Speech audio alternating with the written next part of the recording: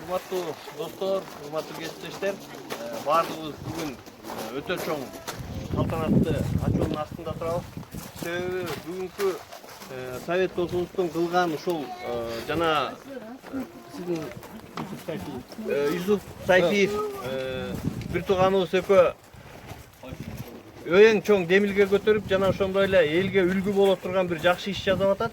Бул кайрымдуулук ишти эстафета катары улантып кетип турган иш. Себеби ар бир көптөгөн биздин байлар бар, колунда бар адамдар бар, жана биздин көптөгөн достор бар. Ушул чогулуп көп түкүртө көл болот дегендей баардыгыбыз чогулуп алып, ушундай колунда жокторго же болбосо бир социалдык жактан баягы жетише албай жаткан үй бүлөлөргө жардам берип, ошолорго колдон буттан келген ушундай бир аракеттерибизди жасап, алдыга сүйрөп кетсек деген жакшы тилек менен келип отурабыз. Досубузга чоң рахмат. Анткени себеби ушул демилгени көтөрүп чыгышып, ушул бир эжекенин жана ушул наристелердин күлкүсүн көрүп, ушул жерде баарыбыз кубанып атабыз.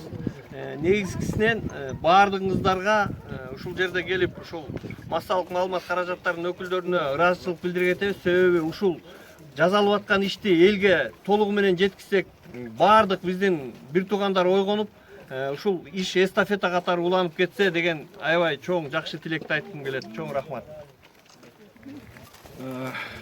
Саламатсыздарбы? Бүгүнкү майрамыңыздар менен баардыгыңыздардын мына орозо айыңыздар менен куттуктайбыз биринчиден. Экинчиден эмне дейбиз? Ушул жерде баардык себепкерлерди куттуктайбыз. Ошол эле Каныш айга ушул активдүү ушул долбоордо катышып башында ушул баш көз болгон, ошондой эле ушул долбоорду бир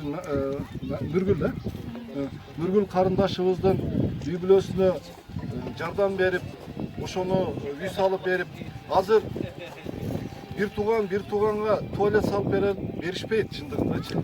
Ушундай бир баягы дүйнө параздык заманда жашап калдык. Мындай советтей жигиттерди биз 10 колум болсо ошондой эле адамдарды билем. Бирок ошого карабай совет бүгүн жасап аткан, сен артында турган жигиттер менен кошо ушул ишти жасап атканы ушу биздин кыргыздын жигиттерине, кыргыздын мырзаларына үлгү болсун. Мына ошондой эле ушул жерди берген, ушул үй бүлө үчүн берген мына Жусуп агабызга дагы, ушул көмөктөш фондуна дагы чоң ыраазычылык билдирип кетип уруксат этиңиздер. Кээ бирде бизде байлар чындыгында көп, бирок ошол байлар байыса биринчи эле кыргыз аял алат. Советке да таң калып атам, тамаша сөз го, бирок ушул башка нерсени кылбай, ушул бир үй бүлөнүн күлкүсүн чыгарып, ушундай жакшы нерселерди кылып атат. Эми айта берсең сөз көп. Мен Советти көптөн бери билем. Совет 2004-жылы Дворец спортко келди, дагы бир концерт болуп атты эле. Ошол концертте $9,000 билетин алып алды дагы саат 12-лерде. Кайра кечинде ошол билетти кайра эле тиги сатуучуларга берип коюп турган $3,000 пайда таап алыптыр. Ушунчалык кыйын бизнесмен да булчу. Анан $3,000 көтөрүп алып турган ар бир артистке $200 таркатып жүрөт. Анан мен айттым, мен сен ошол $9,000 келип билетти алып тургандан кайра $3,000 пайда таап туруп 8 март күнү болчу. Кайра таркатып жүргөнүң эмне десем, элдики элге да депчи. Мына ошондо ойлогонмун, бир жүрөгүмдө тык деген, ушул бала элдикин элге берген адамдар көбөйсүн бизде. Ошо эл үчүн кызмат кылган балдар көбөйсүн деп. Андан башка дагы көптөгөн мунун жакшылыктары бар.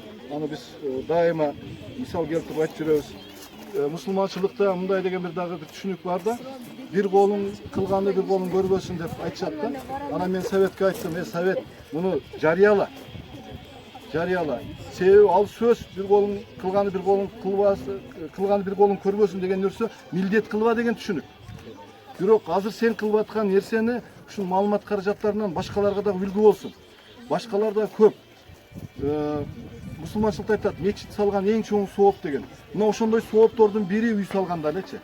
Мындай сооп иштерди кылган, ушундай социалдык абалы бир аз начарлап бараткан үй бүлөлөргө жардам берген. Биз азыр Советти көрүп көптөгөн достор уялып атабыз. Советке айтып атабыз, буюрса биз дагы бир иш кылсаң, биз ошону ичиндебиз деп, туура жаман.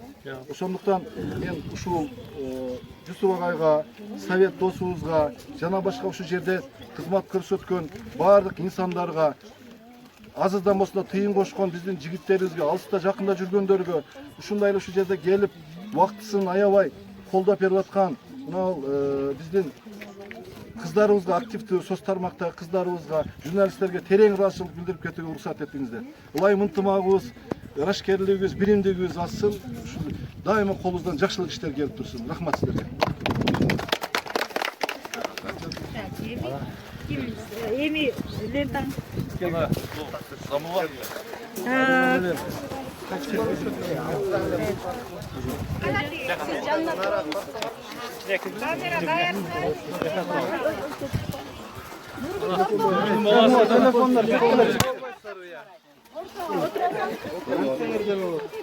Alhamdulillah, bismillah deb boshlangchi qana. Bismillahirrohmanirrohim. Aqjolta uylardan bo'lsin. Kelemiz aldığım men. Alalay da dağın üstünden gelin bergen. Allah kirgizinchi, Alhamdulillah. Qancha qarindoshimiz? Oy, basma. Qana qo'l chalg'ilari. Qana. Bismillah. Hata dua qilsa. Tela dua qilib qo'yilmay qolib, botqanlar kirib turib.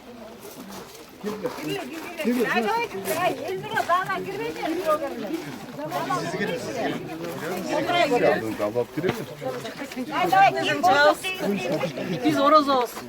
Allah razı olsun. Arkadaşlar, bu negizi qilib жатқан ishimizning sababi o'zingizlar bilib ko'rib жүргөндөй, Super KG, Super TV kanалы ушул Нургүл Бекиева карындашыбыздын оор тагдырын тартып чагылдырган экен. Ал жерден Канышай Мамыркулова журналист кызыбыз Facebook'a поделиться кылып, мен ошол жерден Facebook'тан Канышай Мамыркулованын баракчасынан көрүп алдым. Көрүп ошол менен түнү менен ойлонуп, эрте ошол Нургүл карындашыбызды издеп, шаардык таштоочу жайдан үйүн издеп барып көрүп, анан ошол жерден сүйлөшүп, бир жардам берип коеюн деген ой менен баргам. Продукта, кийим-кече бир аз тыйын берип коеюн деп.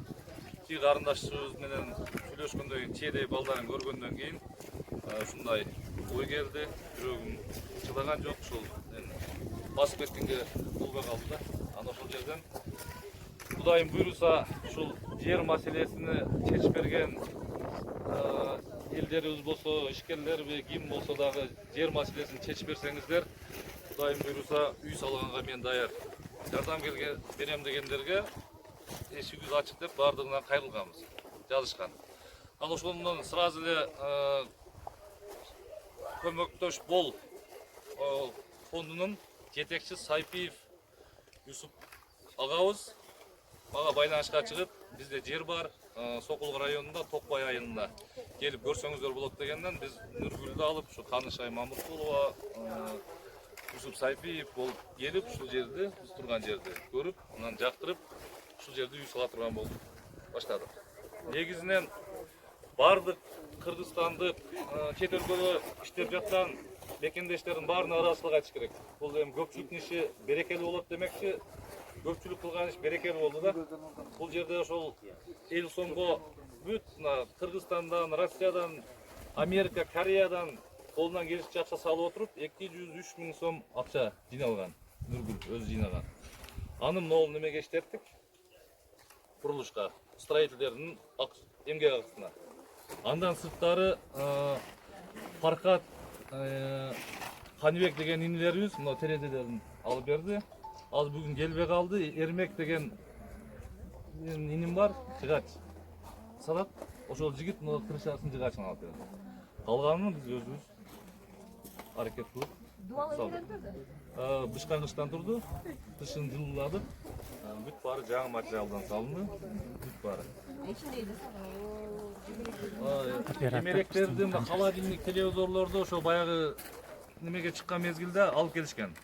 Кир жуучу машиналарын, аны муну, анан калган мына штораларын, люстра, килем алар барды. 900'ge alıp gelip jaygaştırdık.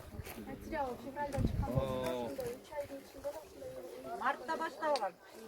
Mart'ta baştaldı. Ошондой эле биз дагы мына улуу орозо айында балдардын 1 май эл аралык боргоо күнүнө туш келип калды, жакшы күнгө туш келди. Негизи биз аракет кылдык. Мына строитель балдарыбыз 1-iyun деп айтсаң башtan. Майдап кеттик. Кесип койдук вообще. 1-iyun күнгө аракет кылганбыз балдарды коргоо күнүнө. Ошон менен мына строитель балдарыбыз күнү түнү каттуу аракет кылды. Өзүмдүн инилерим, мына Болот, Мирбек, Нурбек деген балдар, турган балдар. Ушулар аракетин кылып, күнү түнү аракет менен 1-iyunга Кудайым буйруса, мына жакшы күнгө бүтүп калды да. Анан негизинен эле ушул журналисттерге, коомдогу бүт баардык маалымат жеткиргендерге ыраазычылык айтып кетебиз. Муну кылганыбыздын себеби ишкер балдар, инилерибиз, агаларыбыз, эжелерибиз аябай көп. Ушундай муктаж болгон өзүбүздүн мекендештер чыгып калса, кайдыгер карабай дайыма бирдикте болуп кылсак болот экен. Мен буга ишенип калдым өзүм. Дайыма ушундай муктаж адамдар кайрылганда жардам кылып турушубуз керек экен да. Көбүнчө эле балдар кийин чыкты, биз деле жардам берели деген. Биригип кылган иш берекелүү болот негизичи. Анан ушул эл журтта баарына рахмат айтабыз. Негизи ушул үйдө ак өргөс түп болсун, Нургул карындашыбыздын дайыма ушул жерде жакшылыктар болсун, тойлор болсун. Эми бул жерде негизи Алланын ыраазычылыгын табуу, анан ушул кичинекей бөбөктөрүбүздүн жылмаюу тартылуу болду да. Мен деле азыр өзүм кубанычтамын ушул чогуу кылган куруучулар, мына жер бөлүп берген Юсуп Сайпиевке, мына терезелерин, жыгачтарына, буттарына жардам берген инилерибизге баарына рахмат айтам. Сиздерге да чоң рахмат. Жалпысынан 650 миң бүт барын менен 650 миң. Ай 650 миң дейт, 650 миң.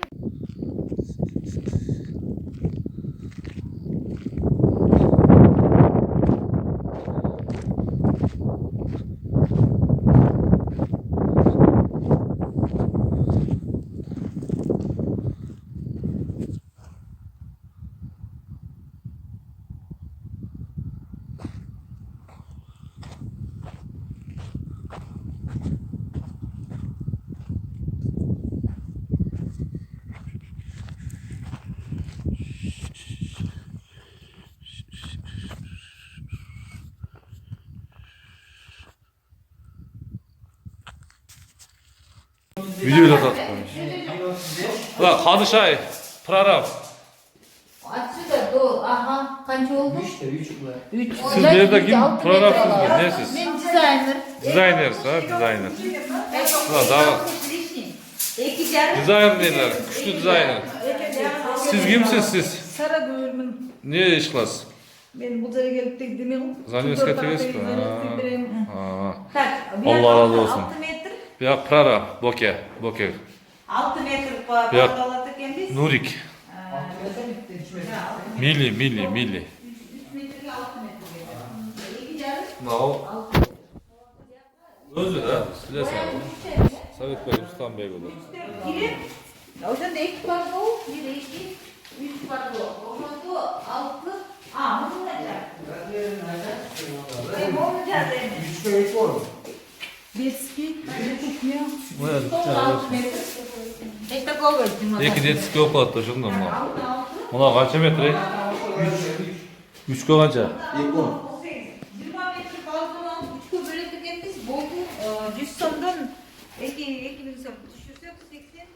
Так, 1 бар.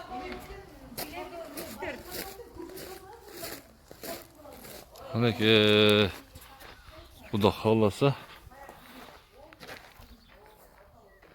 үйіміз дағы жақындап қалды аяғына. Құда қаласа.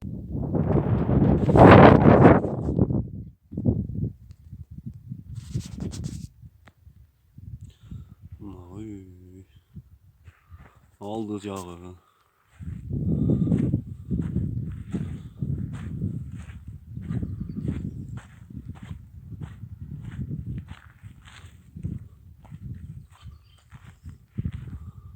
жагы.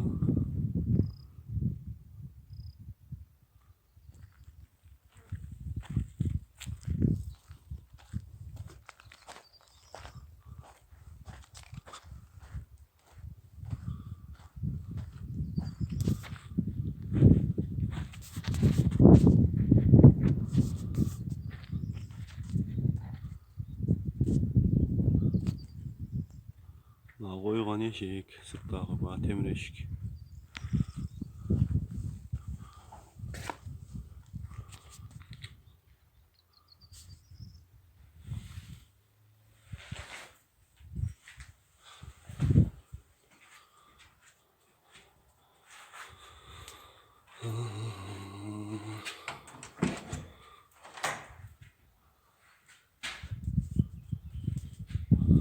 Хуйнасы.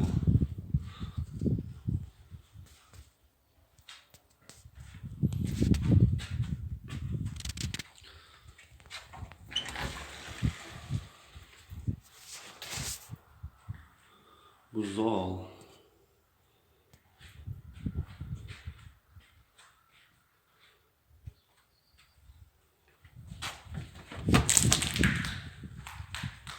Bu спальни.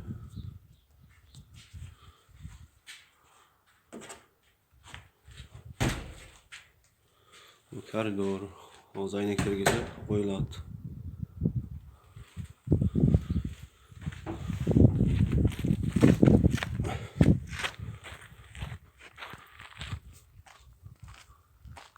Жол жак.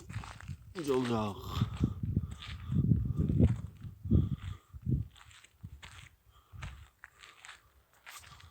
Şu.